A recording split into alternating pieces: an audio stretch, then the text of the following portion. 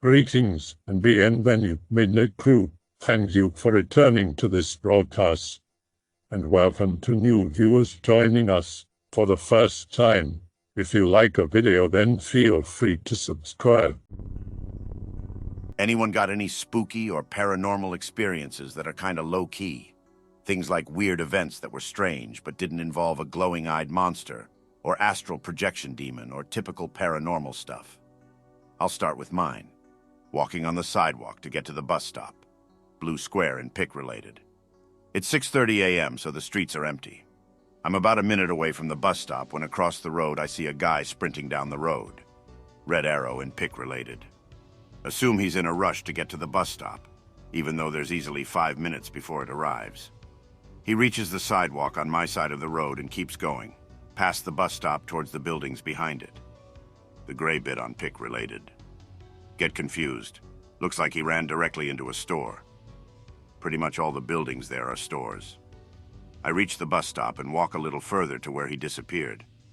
It's a sandwich place, but it's closed. No lights on and the door is locked. I spent several minutes trying to see if there was a hidden door or wall he could have climbed, but it's just a solid row of buildings with no gaps between. I didn't get a good look at the guy, but he was probably in his 20s, a black jacket and I think black pants on. He looked like a normal guy. Sharing a house while studying at university. About 20 minutes away from campus, out in the middle of nowhere. The old farmhouse belonged to some local historical figure with a bunch of street names and a park named after him. Talking to flatmate about random stuff. Apparently the house is haunted. Fedora activated. If you were a ghost, why would you hang around here? Flatmate leaves for class and I'm having a smoke. Flatmate left his computer on playing music. This track comes on. Darren Hanlon, Punk's Not Dead, linked below. There is a line in the song. When the house is quiet, you might ask me why. That part of the song starts skipping. I think the CD is skipping. The skipping contracts to one word, why. I realize it's not a CD. Who the hell uses CDs anymore? It's all digital. Cold sweat. The next song starts playing. That's pretty cool. I've heard about ghosts using electricity to communicate with people with lights and stuff. Forgot to post my second one. Go for a late evening walk down a rural road.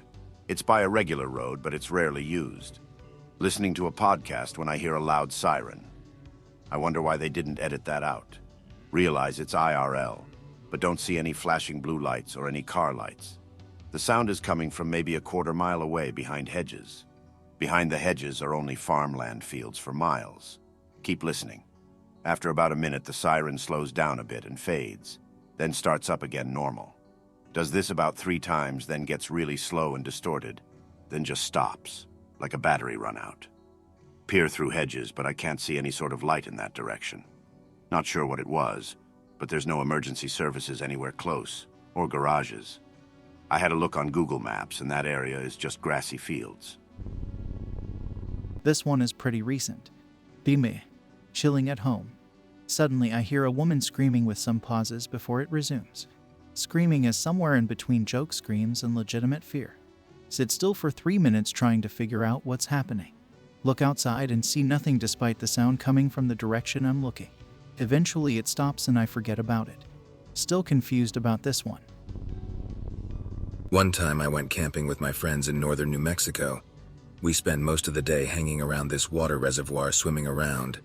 There's a herd of animals on the other side of the lake. I'm basically blind when not wearing glasses, so I can't remember if they were actual bison or just big-ass cows. I swim all the way to the middle of the reservoir. I suddenly get a freakish, bone-chilling sensation. Like I need to return to shore immediately or something bad will happen to me. When I leave the water, the feeling vanishes pretty much instantly. I leave the water and refuse to get back in for the rest of the day. I spent the rest of the time barbecuing. By then, my friends were done swimming anyway, so I decided not to be a coward and mentioned that I randomly got spooked in the water. We set up camp in a forested overlook over the lake. Illegal, but who cares? We stay up super late, drinking and telling ghost stories. One of the guys in the group is a Native American, and he's telling us all the classic stories about skinwalkers and cannibal Sasquatch and other freaky tales.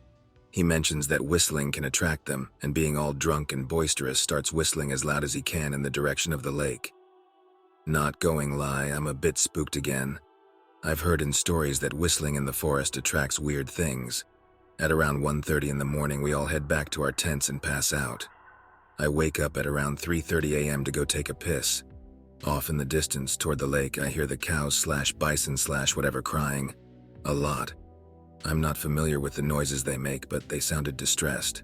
I'm creeped out, but also drunk and tired. And we've got like 6 guys, 4 of us have guns. We're fine. Next morning, we pack up and leave. I head toward the lake to grab the barbecue and clean up our mess. The cows on the other side of the lake are gone, except for one laying on the ground. I'm a blind friend, but I had my backpack on me and I put on my glasses for a better look. The dead cow ground is completely flat like a bearskin rug, similar to pig-related. I point it out to my friends who don't really seem to care. We go home. Nothing else happens. My fiancée recently told me a story where she worked for a company called Environment, New Mexico, basically a door-to-door and ask for donation type company where she asked for donations in a city called Santa Fe. Basically our version of Chicago with plenty of crime and drugs but more Hispanic. She said that the company had really sketchy and careless practices such as letting people go several hours after sundown, heavily incentivizing to collect otherwise you would lose your job, had people go in groups but eventually split up, even while it was dark. My fiancée has told me multiple times over the course of our 4-year relationship this story. She was done collecting donations and doing her area. It was already dark around 9 p.m. She was alone and trying to walk back to the location to meet her group since they were her ride back to the company site. She saw a man wearing very dirty and raggedy clothes brandishing a large blade trying to walk towards her in the street lights. She had to not only run but get to a dark area and hide in bushes to avoid being attacked. She even witnessed the guy again trying to look for her while she was hiding. That night she quit and told the company what happened, and they really didn't seem to care or believe her at all. Since then I've taught her how to use firearms and plan to get her one for herself. Alright/x/, this happened to me earlier today and I want to know what y'all think. I live in Nashville. Bored. Under 21, don't have a good fake ID. Decide to drive the Natchez Trace for a while, look at the scenery, all that goodness. For anyone not familiar, it's a scenic road that runs from just outside Nashville down to Natchez, Mississippi. Usually pretty quiet, especially in bad weather. Raining heavy earlier. Get onto the road at 2:45, drive past 480s looking bronze sedans with blacked out windows. They're bumper to bumper at maybe 15 miles per hour, maybe 5 feet apart. Not usually that many cars out here on a weekday afternoon, but Keep driving, about 5 minutes later come to a trailhead parking lot. Packed with bronze, 80s looking sedans with blacked out windows. All the parking spots, on the shoulder on both sides of the road, in the grass. Nobody nearby. Nobody in the cars. I can't see anything moving off in the woods. I can't hear anything either. Windows are down. Weird. Keep driving. Next trailhead, parking lot also full of blacked out sedans. Again, totally silent, nobody around. Across from the parking lot is a side road that leads to another trailhead. Can see from the main road that it's also packed with sedans. Starting to get spooked, but past the turnoff because I'm not a coward. 15 minutes later, glance at the rearview mirror. See a bronze sedan following me way off in the distance. It's happening.jpg. Turn, bend in the road, speed up to around 55, turn another. Still behind me. Gaining on me. Speed up. Still gaining, maybe 1,000 feet behind me. Pedal to the floor, doing 75 to 80. Old ass van. The engine is screaming. Whipping around corners at Mach 5 on a wet road, about to crash into the trees at any second. Goddamn sedan still gaining. It's silent, I can see the wheels moving and it's doing at least 70 miles per hour, not a sound. Posts up 50 feet behind me. Windshield is blacked out, but I can see something kind of moving.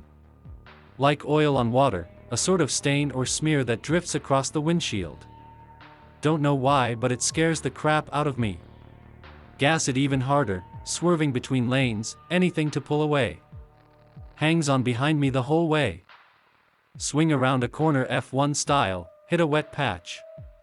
Spin out, white knuckle the wheel, life flashing before my eyes. Tires catch the shoulder, swerve back onto the road. Somehow alive. Look up. The sedan's gone. Confused, but don't sit around to question it. Hustle down the road until next turn off, still speeding but not recklessly. There was some weird timey-wimey stuff too. It was 2:45-ish when I got on, and 3:30 when I got off, both from my watch, but I only drove about 15 miles, and all of it above the speed limit. I think the slowest I ever went was 45 miles an hour. It should have taken 20 minutes if I was doing the limit, and a lot shorter with how I was driving. The only thing I can think of is a cult or something, but I don't know of any in the area.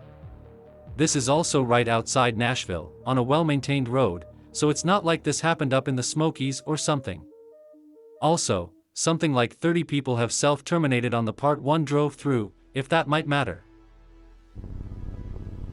Has anyone here ever visited Aguascalientes? It's basically the most haunted city I've ever been to. Go through the city at night, walk beside a random shopping mall, get a weird feeling, see a woman staring at me from inside a closed store, blink, she disappears in an instant. Go to a place where they sell sheep meat and shoes. The shoes are okay, but you have to try the sheep there. It's world-class food, don't worry, there is an English guy working there. Get a weird feeling, look behind me, a middle-sized dog stares at me. No, you won't get my sheep meat.jpg, eat up, start going to the hotel. As I'm walking through the streets, that dog is still following me. Try to ignore it, but it would just follow me around. Get a DD and drive the rest of the way, cause the dog gives me weird vibes. Go into the hotel room for a midday nap. Wake up, open the hotel room door. That dog is walking through the hallways on two legs, not like a normal dog when it's reaching for a snack, but more like some old man with a hurt back. Close the door. Spend the rest of the day drinking a weird alcoholic drink some guy on a motorbike sold out of a plastic bag. Never had such stomach pain before, but it tasted nice. I'll start off with a tame one I got. Be me. Enjoy mushroom hunting at night. I usually bring my phone, water, Desert Eagle, and jerky because the woods I'm near aren't that dangerous. I bring the Desert Eagle in case any animals want to make me into a late-night snack. Go out around 3 and start finishing up at around 10. Got a few mushrooms, but it was still a good day. It's a long way back, so I start walking when I get the feeling I'm being watched. There were signs that something was off. I'd hear crunching of stick and leaves around me. Sometimes I'd hear a growling noise, but whenever I tried to shine my light at it, I couldn't find it, think this is some coyote or something, and brush it off. This goes on for 5 more minutes. Hear growling and crunching noises behind me. When I shine my light this time, I will catch it. There was a black panther stalking me in the woods. The panther starts to get angry. I tried to shoot it with my Desert Eagle, but I dropped it.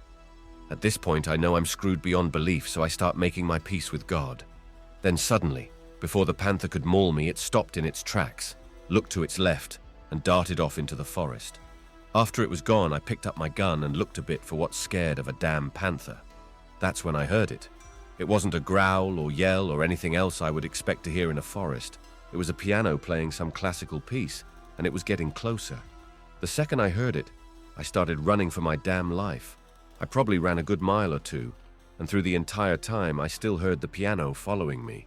After I got in my car, I parked on the side of the road. I started it and hit the gas. Never came back to those woods since. I got another one. I'm not in danger with this one, but it still freaks me out. Be me, 6 years old, have an imaginary friend. I used to call him Tall.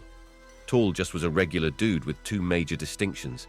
He always wore a hazmat suit, so I couldn't make out any of his features. And the second thing was that he was around 8 feet tall, which is why I called him Tall. Me and Tall would get up to all sorts of stuff. We would stay up late, watch movies, play all sorts of games, all the regular stuff. But there was some strange things he could do. For example, Tall could touch stuff, and I would imagine he could real life move stuff around, eat, drink. I even remember one time when my bike was ran over by my dad, then when Tall came by and fixed it. And then when my dad came back home, he asked how it got fixed, and I just told him that my friend Tall did it. Another thing about Tall is he always knew where the secret hallways were. If I could explain what a secret hallway was, It was a door that you couldn't see that opens to a completely straight hallways that has a door at the end that leads to another room in the house. For example, Tall used a secret hallway that goes from my room to the basement, which would be impossible since my room was on the second floor. But after all the shenanigans, Tall was still fun to play with. One day Tall sits me down, tells me he has to go back home. Before he leaves, he gives me something that was important to him. It was a little wood-carved flamingo. After he left, I kept the flamingo in my closet. Turn 18 eventually and move out. Start backing up everything, pack my stuff into my car, check the closet to get my clothes. See something glossy pink tucked away. Pick it up. It's the flamingo. It was real. If you are expecting a story containing skinwalkers or some other weird paranormal entity attacking me, then I will have to disappoint. I have told this story only once and still nobody believed me. Be me, 5 or 6 years ago. Start lurking in /x/ because I had a passing interest in orbs, and a thread was one of the first results on Google. Always believed to some degree that the world had a covert paranormal nature, and it was not just what people accept it is. The stories people say here range from to the plausible to the absolutely ridiculous. I'm hooked. 3 or 4 months pass by, lurking on /x/ daily, reading through anything I see, and searching for relevant sources to stuff I find interest in. Sometimes I catch glimpses of shadows on the corner of my eyes. When it is nighttime, it is like something dark is moving, but always out of reach of my eyes. Ha ha, I must be really sleepy. After some time, when I get on the bed to sleep, I can feel that something is there in the room with me. Too afraid to actually open my eyes to check. If I ever find the courage to do so, don't see anything, but still feel that something is close to me, I am beyond scared with the whole situation. Happens more and more often. It's Christmas holidays. Go to my parents' home because uni is closed for the period and I wanted to see friends from my hometown. I share a room with my brother and I didn't have any problems at all before sleeping. Maybe I was just being crazy. Go out with friends, but friend A had some work to do so couldn't come. Holidays were close to ending. We haven't met in a long time, so A invites me to his home so that we can talk freely and catch up. A lives on the more secluded parts of the town, high up on a hill. I may say town, but it is actually more of a big village. We have lots of nature around and you can go anywhere you want on foot. Meet with A. He made some honeyed wine because why not? I tell him of some of the things I read here while we talk. He also had an interest in the occult, so we talked for a long time. At this point, I haven't said a word of what has been happening at night while living alone, because I thought people will probably just dismiss it as paranoia. It is nighttime, and I also didn't want to overstay my welcome, so I left. As I walk the road that goes down the hill on foot, I can feel something is following me. I can feel it approaching bit by bit, so move a little bit faster, while also looking behind me every now and then to check if there is actually something there. Don't see anything, but I am not going to risk it. I don't want to sound crazy, but I know I will, so screw it. You can choose on your own whether to believe me or not. Feel a hand reaching out to me from the back, grabbing me by the shoulder and turning me around. See absolutely nothing. That hand, or whatever you want to call it, felt like the most cold and uncomfortable thing I ever felt. I am stuck frozen there for close to 1 minute. Felt like an hour, though. I just walked towards home, completely broken. I didn't feel any fear, no cold, nothing at all. I was just completely broken. It is time to go back to uni, so my parents take me to the station. As I leave home, I drop a charm that was given to me by my grandma. It's pick-related. I only found out about it after I boarded the bus. Be sad because I really love my grandma and I really appreciated the charm. Always took it with me when I was going out. After going to uni again, I didn't see any shadows and didn't feel anything in my room before sleeping. It was like nothing ever happened. Spring break comes. Go back to parents' home. Find the charm on the pavement outside the main gate of the house. My face when nobody saw it, or picked it up from the ground for so long. Even though my house is in a central spot and many people pass by daily. I hope that you enjoyed tonight's broadcast. If you enjoyed tonight's story, then please subscribe to the channel as more green texts will appear daily. A new broadcast will appear when the clock strikes. midnight Central Time.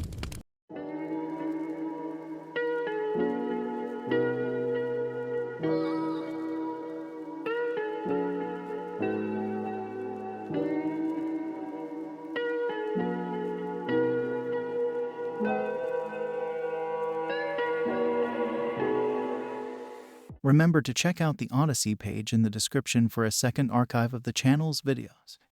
There's also a Rumble archive as a backup.